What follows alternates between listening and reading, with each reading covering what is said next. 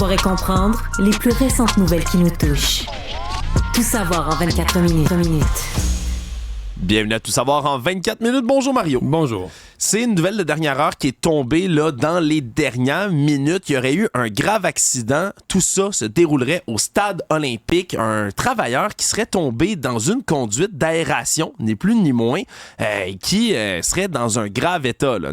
Dans un état, là, on dit entre la vie et la mort. Là. Puis quand c'est une conduite d'aération, c'est pas clair. Hein? On est juste au pied du mât du stade. Et là, ben, vers 12h20, on dit c'est... Tu sais, quand une chute, conduite d'aération, ça doit être vertical parce qu'on parle d'une chute de quelque chose comme une trentaine de pieds là-dedans, dans lequel il a fallu là, aller le chercher avec des pompiers spécialisés dans des sauvetages, dans des espaces clos. Là. On se comprend que ça, c'est... Faut que tu descendes. Je peux même pas y penser. Faut que je pense à d'autres choses. Oui, claustrophobe un peu, c'est bords. Hey! Tomber dans un tunnel vertical où tu es enfermé, là. Ouais, c'est comme tomber dans un puits, là, ce qui est souvent l'espèce d'horreur ultime à tout le monde. Là. Mettons que t'as mal en plus, là, que tu t'es cassé des membres en descendant, tu t'es coincé là dans le fond. Ou que t'es tout simplement inconscient, comme on peut deviner que c'est le cas en ce moment. Ben, ça dépend.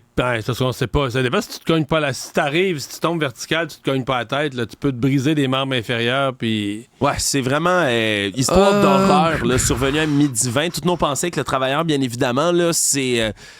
l'histoire qui donne froid dans le dos parce que là, il y a très peu de détails pour l'instant sur les circonstances de comment ça s'est passé. Dans ces cas-là, ils gèlent toute la scène, la CNESST arrive, les enquêteurs spécialisés en accidents de travail. Oui, exactement. Là, ils sont en train, d'ailleurs, la CNESST a été avertie, sont en plein déplacement pour se rendre sur place. Donc, on ignore aussi qu'est-ce que le travailleur faisait là à ce moment-là, c'était quoi le travail exact. Mais aussi, chanceux d'avoir été repéré. Là. Si tu tombes dans un trou, une trentaine de pieds, tout seul, il n'y a personne qui le sait. Arrête. Voilà, bon, fait que histoire, ça donne froid dans le dos de Mario, puis à moi aussi. Mais coincé de même, là. En espérant que le travailleur, bien évidemment, s'en sorte. Plus de détails plus tard, assurément, sur cette histoire-là. Tout savoir en 24 minutes. Sinon, mais ce qui a fait pas mal jaser depuis le retour de la fin de semaine, c'est le discours de Paul Saint-Pierre Plamondon, qu'il a tenu dimanche à l'occasion d'un sommet, Conseil national du Parti québécois, qui portait officiellement sur l'habitation à Drummondville, mais qui a fini par devenir vraiment un vibrant plaidoyer pour un futur référendum, la survie du Québec en dehors du Canada. C'était tout un discours qu'a tenu Paul Saint-Pierre Plamondon, qui était... qui a fait réagir pas mal parce que ça a brassé, il a jeté les gants, littéralement. Il garde sa capacité, disons, à occuper le centre de la scène politique. Ça, c'est fait. Porte un jugement sévère sur le Canada. Trop sévère. Je dois avouer que moi, je suis rendu pas mal sévère aussi, sur la trajectoire que prend le Canada, que je ne comprends plus, bien honnêtement, sur le poids du Québec dans le Canada qui fond comme neige au soleil. Pourquoi? Parce que l'immigration à Vancouver, à Toronto, c'est unique au monde. Là. C'est tellement fou, tellement pété, tellement en dehors de toute normalité que, je veux dire, la population du Canada augmente à un rythme que le Québec ne suit pas. Ce qui fait que le Québec, mais je sais pas si les gens réalisent à quel point ça diminue vite. Mettons, on était 25% du Canada. Là, en 20-30 ans, on est devenu 24. Puis après ça, en 20-30 ans, on est devenu 23. T'sais, on baisse tranquillement. Parce qu'il y a plus d'immigration ailleurs. Mais de 23 à 22, là, on est 22.0. Le dernier recensement, le flush, 22.0. Ça s'est fait de 23 à 22, ça s'est fait en quelques années à peine. 6-7 ans. 5. Et là, on dit que de 22 à 21, au rythme où ça va se faire en quelques années, là, en 2028, 2029, 2030. Là, on baisse de 0.1, 0.2 par année. Là, fait que sur 6, 7, 8 ans, un autre point. Donc, à ce rythme-là, c'est-à-dire, dans quelques décennies, le Québec va représenter moins de 20% de la population du Canada. Alors, la lecture que fait Paul Saint-Pierre Plamondon dans l'ensemble de la place du français, de la place du Québec dans le Canada, je la partage passablement. Ce dont je suis moins sûr, c'est que là, lui, il dit, écoute, là, le référendum, on est parti, on est rendu là. Le référendum, c'est une certitude qui va avoir lieu dans les prochaines années.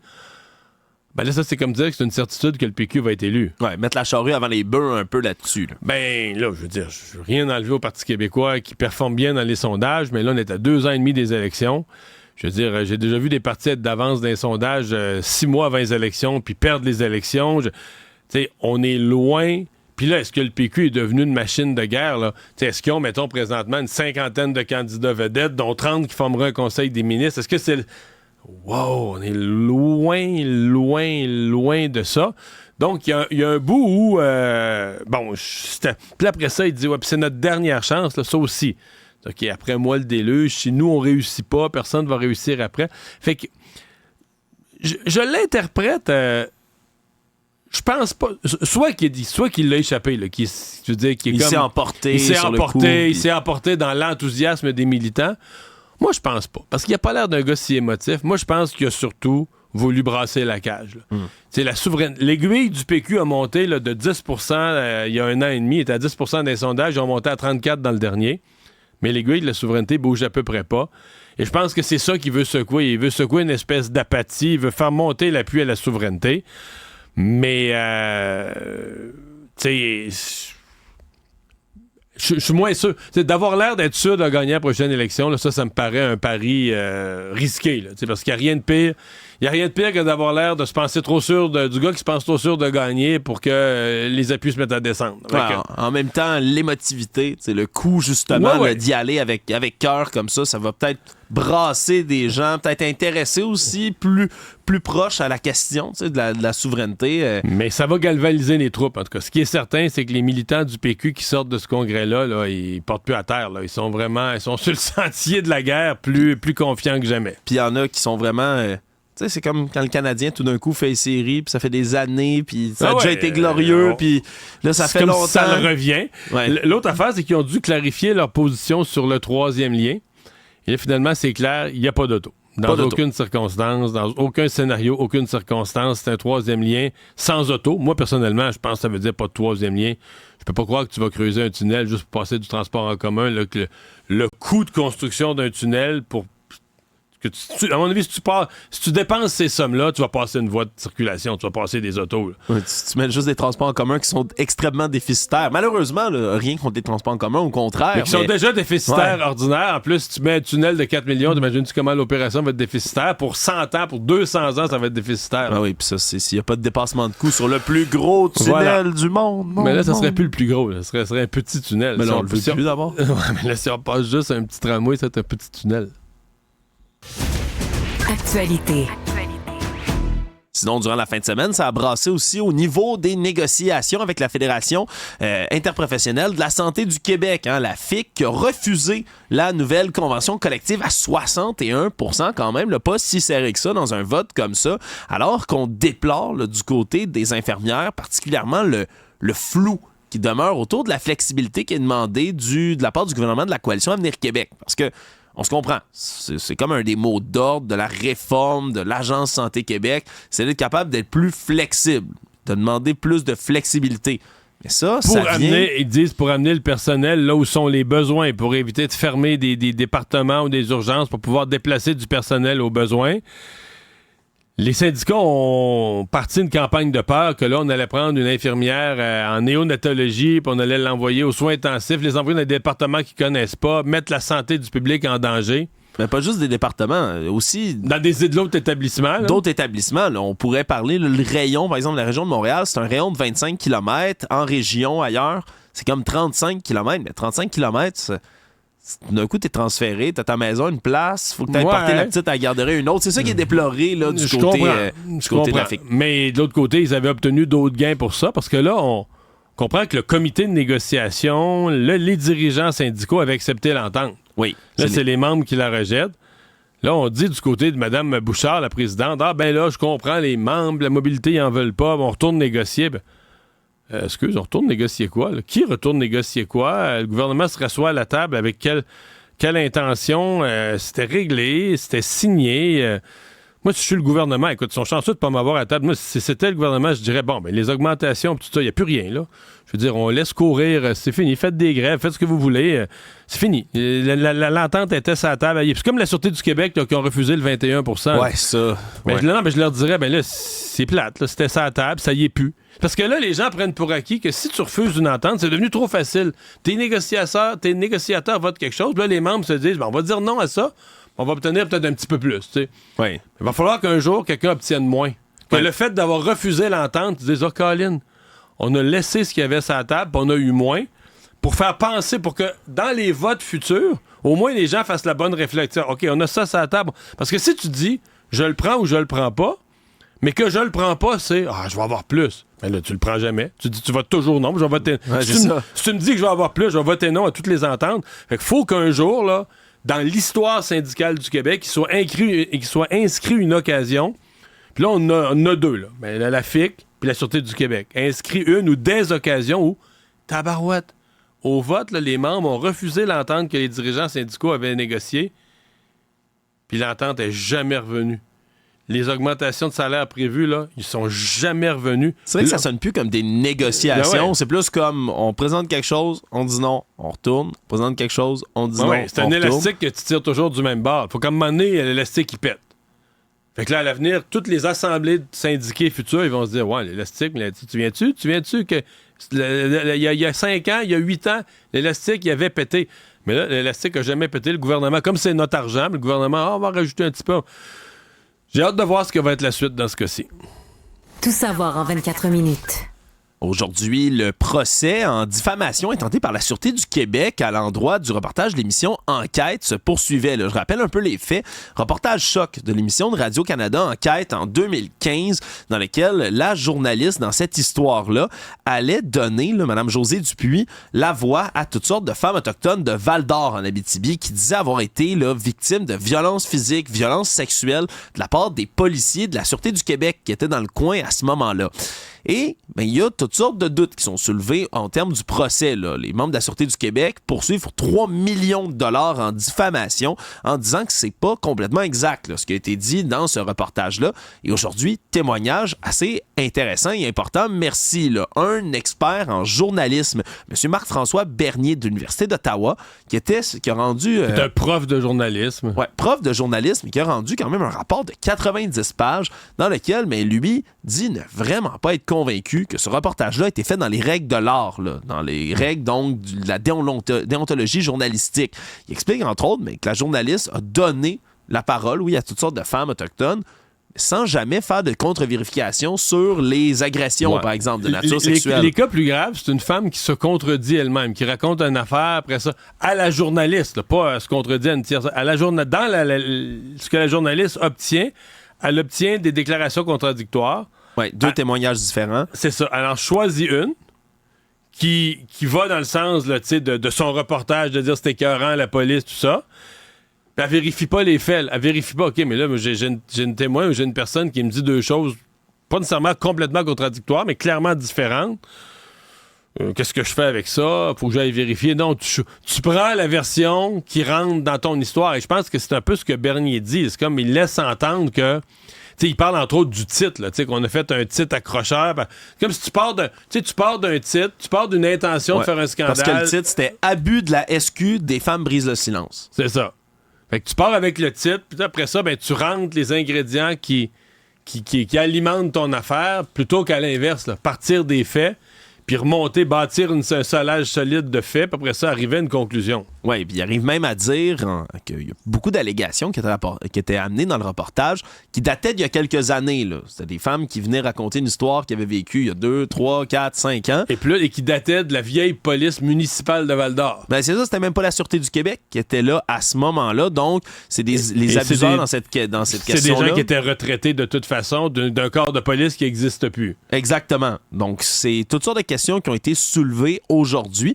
Donc, je rappelle, la Sûreté du Québec, c'est eux veulent 3 millions de dommages pour diffamation autour de ça en disant qu'ils ont vraiment vécu une pression sociale là, de la part de la population, ni plus ni moins, là, après la publication du reportage, comme ils se sont fait traiter de tous les noms autour de ça. Bref, témoignage intéressant. Le procès n'est pas fini, mais quand même, ça lève le voile là, sur qu'est-ce qu'en pensent certains experts là, sur différents reportages. Là, on le sait à l'interne dans les médias, nous, pour travailler là-dedans, on le sait qu'il y a des avocats qui vérifient, qu'il y a toutes sortes de personnes autour là, de la construction d'un reportage qui font des vérifications. Ouais, mais les médias privés, Radio-Canada a été condamné quand même plusieurs fois, puis c'est toujours bizarre quand Radio-Canada est condamné, c'est les contribuables qui payent. Là. C'est vrai que théoriquement, oui. Hein? Ben oui. Bon, on verra ce qui arrivera. Non, mais je sais pas qui, la journaliste, elle doit, Mme Dupuis, elle se défend, puis elle, c'est sa carrière, puis c'est sa réputation. Je dis pas qu'ils prennent pas ça au sérieux, puis bon, les gens à Radio-Canada sont professionnels, mais il reste que Moi, j'avais suivi un procès là, où ils avaient payé, ils avaient fait un reportage complètement biaisé, unidimensionnel, avaient même pas... Leur défense avait été pitoyable, la personne avait obtenu de l'argent, mais c'est les contribuables qui payent. Là. Savoir et comprendre, tout savoir en 24 minutes. Une autre histoire, Mario, de voyage dans le Sud qui tourne complètement au cauchemar pour une Québécoise, là, après qu'on ait eu toutes sortes là, de témoignages. On s'en souviendra, là, des gens qui sont allés à Cancun, des gens qui sont allés en République dominicaine. Qui il y avait eu beaucoup de cas en République dominicaine ces derniers temps. Là. Beaucoup de cas là, de gens qui disent s'être fait droguer à leur insu dans leur verre. Mais cette fois-ci, cette femme de la Beauce, c'est au Mexique. Oui, exactement. Elle qui logeait là, dans un complexe 5 étoiles, le Planet Hollywood Cancun, le 8 décembre dernier. Cynthia Ford, qui était d'ailleurs au micro de notre collègue Sophie Durocher plus tôt aujourd'hui pour parler de son histoire, là, j'allais dire mes aventures, mais vraiment le voyage d'horreur là, qu'elle a subi. Elle est sortie pour ses 45 ans dans un bar, sort avec des amis et elle dit là, s'est fait droguer dans son verre, disparaît complètement de la carte, rentre comme dans une porte quelque part. Elle ne se souvient de rien. Quand on la retrouve 2 heures plus tard, elle a le visage complètement tuméfié. Là. C'est fait vraiment le frapper la photo est à sévèrement. la une du journal ce matin. On la voit présentement. C'est quelque chose. Là. Ouais, c'est vraiment quelque chose. Puis en plus, ben, elle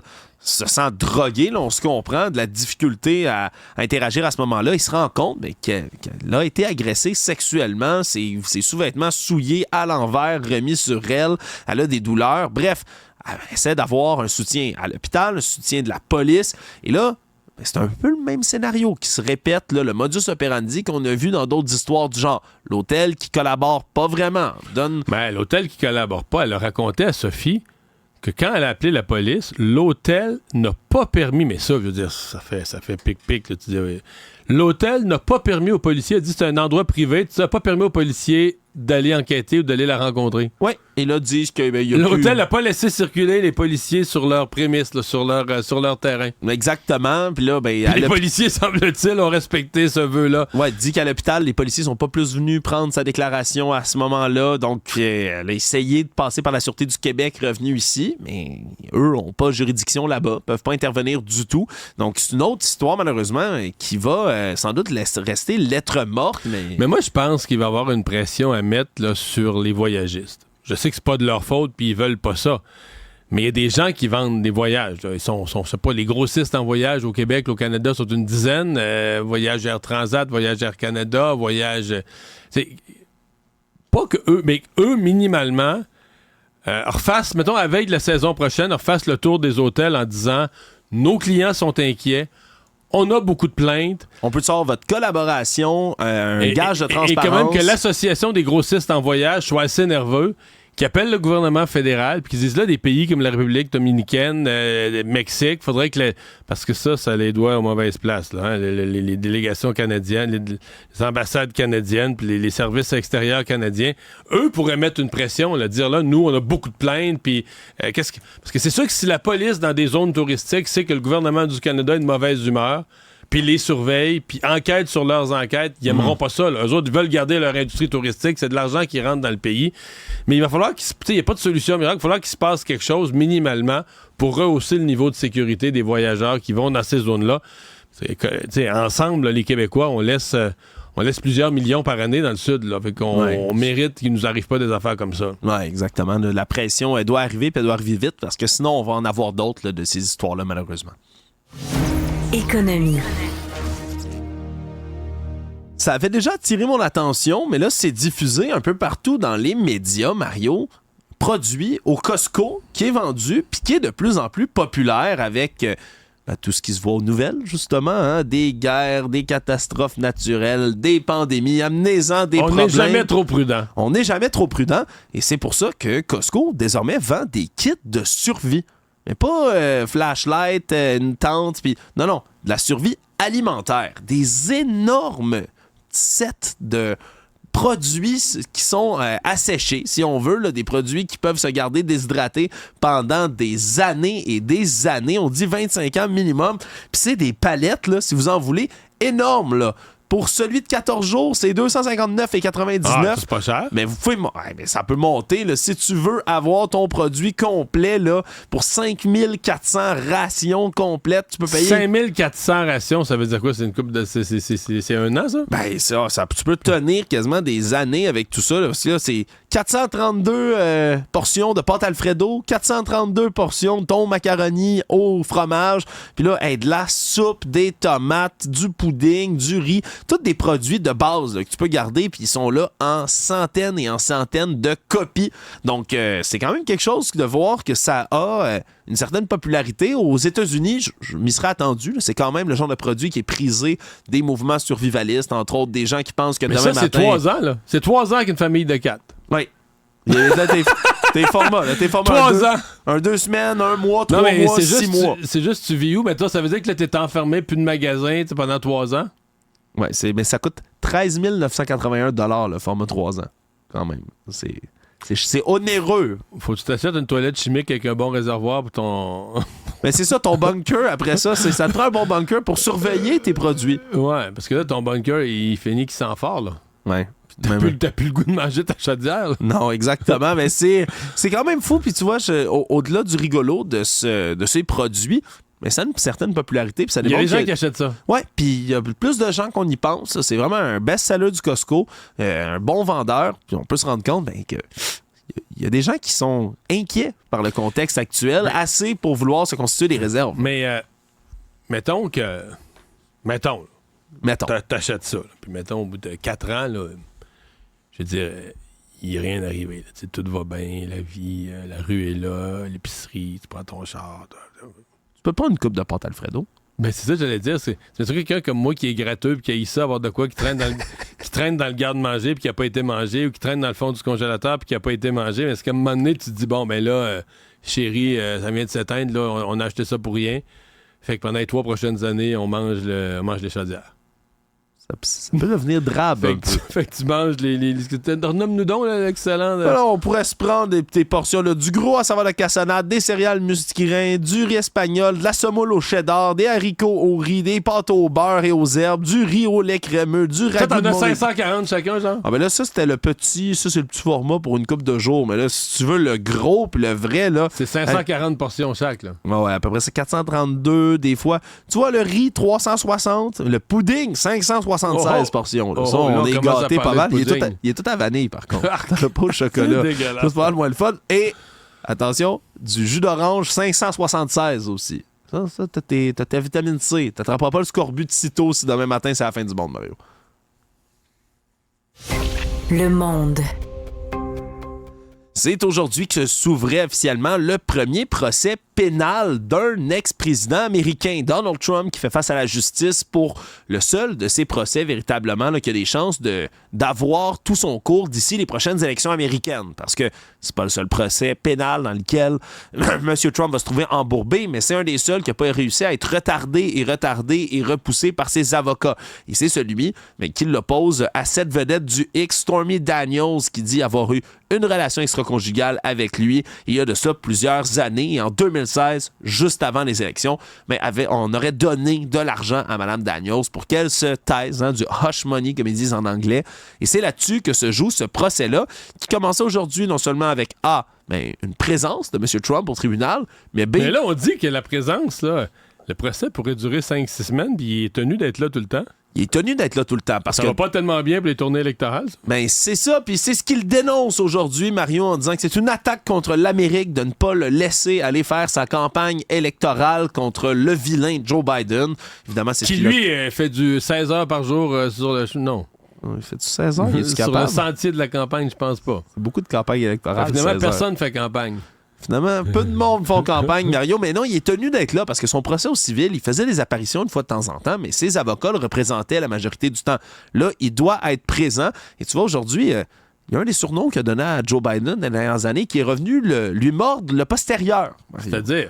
Ben, aujourd'hui, sur X, anciennement Twitter, un des champs qui étaient trending dans les plus visionnés, les mots-clés qui revenaient le plus, c'était Sleepy Dawn. Il n'a pas dormi au procès? Ce qui paraît, il cognait des clous. Il était tanné. Il a mal les dormi. yeux fermés. Il a mal dormi. Nerveux hier soir. Voilà. Donc, semble-t-il qu'il cognait des clous, fermait les yeux, avait l'air de s'assoupir. Donc, Sleepy Don, c'est revenu aujourd'hui. Puis c'est un procès qui va être sous haute sécurité. On se comprend. Il y a des manifestations, contre-manifestations proches du tribunal. Et là, aujourd'hui... Mais là, ce qu'on cherche, c'est des jurys qui n'ont pas d'opinion préconçue sur M. Trump. Y a-t-il quelqu'un à la maison qui a ça? Des opinions pas préconçues sur M. Trump qui pourrait nous aider? Honnêtement, ça doit être dans les recherches de jury les plus difficiles de l'histoire. Mais il dit que ça pourrait prendre 5, 6, 7, 8 jours. Parce que c'est 96 personnes par jour qui font venir. Puis là, il les trie.